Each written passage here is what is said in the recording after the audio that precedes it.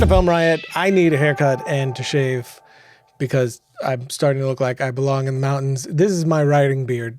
Whenever you see a beard like this, it's because I don't know why. It's like a part of my process. Let my beard get out of control. Anyway, questions. When can you tell if your idea for a script works well enough for a short film? I think that's very subjective. Just like any idea it's something that you need to be excited about and passionate about. With any idea, whether feature or short, one thing that I've found very useful is to pitch it to friends. Tell them the whole idea and you'll find the weaknesses or the holes in it as you're telling it to someone. It's the same thing as when you show someone your edit. You don't even really need to hear their feedback. You're sort of being able to hear or see it in a whole new light. So the things that you didn't recognize before there was a major issue, while you're showing it to them, you're feeling the pacing issues and what's wrong with the cut. It's very similar when you do that with your ideas. When you're saying them out loud to someone to try to get them to understand it or be as excited about it as you start to come across with all the issues that are there. And that might be, issues that are problem with the thing as a whole that'll get you to shift gears, or it might be little structural or moments that need to be shored up. But that's always something that is most helpful for me. And I think that's probably the best bit of advice I could give you with that, because again, this is all subjective stuff. What is your all-time favorite part of your entire job? Telling stories and giving an audience an experience. That's always been what I've been most excited about, is the idea of taking an idea, breaking the story, turning it into that thing, then writing the story,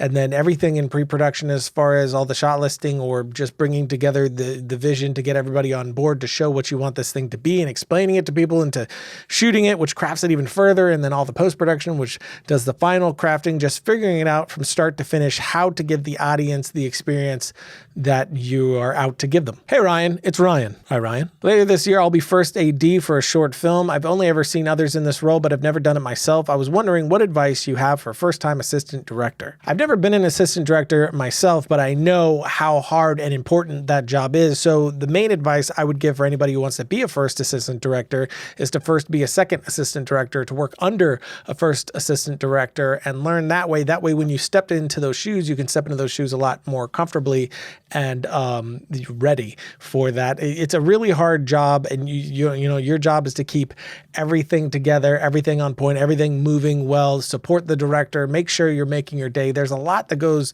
into it. The advice that I would give you is have really long conversations with your director and cinematographer, get on the same page so you know exactly what their plans are, what they're wanting to do, what they're looking for, so you can plan your days accordingly and make sure you can, you structure things to be most beneficial and help that ship continue moving so you do make your days. And then on those days, make sure there's a lot of communication. Everybody's talking to each other. Everybody knows what everybody's doing and everything runs smoothly. But again, I'm not an assistant director. I'm a director that loves assistant directors. Hey Ryan, whenever you end up throwing out your shot list like a bunch of us do, how do you know when you have enough? I think like everything, experience comes into play heavily with that, just doing it time and time again. You get more and more comfortable doing that. But whenever I have a second, whenever I've thrown out the shot list, if I can get a second to sit down and sort of jot out a new one, or at least write down the must-haves, that way everything else is just icing, that really helps.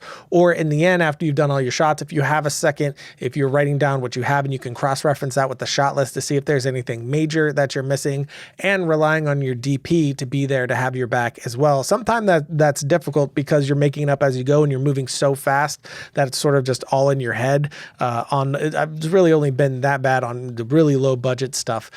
So it can be difficult, and nobody's perfect. There's times where I get into the edit and there's stuff that I wish I had that I didn't have, and I have to come up with a creative solution for that. I don't think that happened in Ballistic. It might have once or twice. I don't really remember, but it does happen often. How do you handle the stress of working against the time/schedule and making sure you've got all the shots that you've wanted? I talked about it on the show before, and it's a little bit cheesy, but I got the idea from watching Lost. The character Jack talked about how when things get too stressful, he, allows himself to freak out for 10 seconds, then he sucks it all up and gets to work. And that's kind of what I have adopted.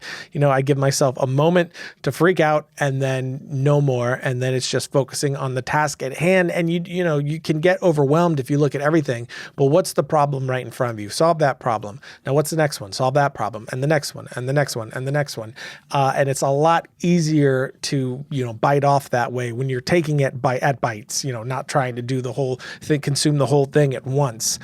So that definitely helps. And then having people that you trust around you to help you through that process as well is really helpful. But, just head down, do the work, and you'll be surprised how much easier it gets. Have you ever done run and gun work that had no script? How do you plan what is not planned? And do you create multiple cuts to find what works? A lot of Film Riot sketches are unscripted. We have an idea and then we go and we do it, but we have the beginning and we have the ending and often the middle. That way we know those main mile marker points that we have to hit, and that helps, influence everything else of where it's all going to go.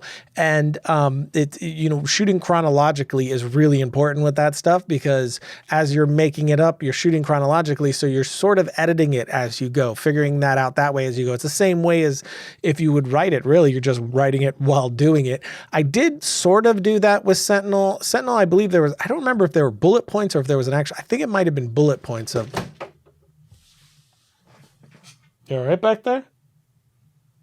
He was drinking last night. I can't remember if there was a script with Sentinel or if it was just bullet points, but I tried to shoot as chronological as possible because I was making a lot of it up as we went. That was a part of the thing I wanted to do with Sentinel, is to take this action set piece and just make most everything up. There was no real planning before we went out there. And the way I did that was shooting as chronological as I possibly could, which was in sections. We didn't shoot the whole thing chronologically, but I split it up into sections, like the Justin waking up, the first approach of the ship, running through the field, the barn, the final standoff. Each of those was a section. So within those sections, I would shoot it chronologically, and then I would do those, out of order. So I was able to come up with the idea as a whole as we went, knowing that those were the points that we were going to hit, and then making it up within those points, which made it a lot easier. So finding a way to go chronological makes it a lot easier. And then in the edit, it ended up being like anything else I'd ever shot.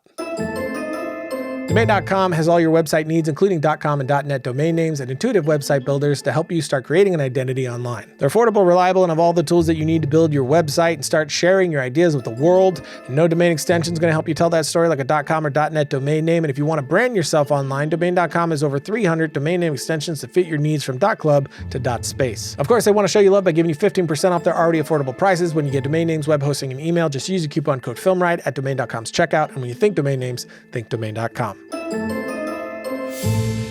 Logo. So that's it for today, which means it's time for my suggestion of the week. And this is a talk with David Fincher, who is one of my favorite directors. Every time this guy opens his mouth, it's just pure knowledge flooding out. So definitely check that in the links below. And until next time, don't forget to write, shoot, edit, repeat.